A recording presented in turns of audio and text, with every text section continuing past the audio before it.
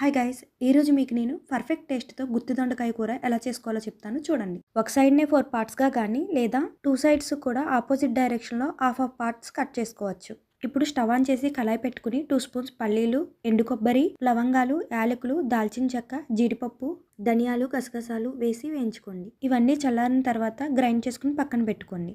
ఇప్పుడు అదే కళాయిలో 2 స్పూన్స్ ఆయిల్ వేసుకుని కట్ చేసుకున్న దొండకాయలను వేసి స్లో ఫ్లేమ్ మీద వేయించుకోండి. ఇందులో 1 స్పూన్ సాల్ట్ యాడ్ చేసుకుని దొండకాయలను వాటర్ చిట్లుతుంది కాబట్టి లిడ్తో కవర్ చేసుకుని మగ్గనివ్వండి. ఇలా దొండకాయలను స్లో ఫ్లేమ్ మీద అండ్ ముందుగానే ఫ్రై చేయటం వలన కర్రీలో వేసి ఉడికించేటప్పుడు చాలా తొందరగా మగ్గిపోతాయి అండ్ టేస్ట్ కూడా బాగుంటుంది. ఫ్రై అయిన దొండకాయలు ఒక బౌల్లోకి తీసుకుని పక్కన పెట్టి అదే కళాయిలో 2 స్పూన్స్ ఆయిల్ వేసి మిర్చి, ఆనియన్, టమాటో వేయించి ఈ పౌడర్ అండ్ చింతపండు రసం కూడా వేసి వేయించి వాటర్, సాల్ట్, కారం వేసి బాగా మరగనిచ్చి దొండకాయలు కూడా వేసి ఇంకాస్త మగ్గనివ్వండి. అంతే ఫ్రెండ్స్, టేస్టీ కర్రీ రెడీ.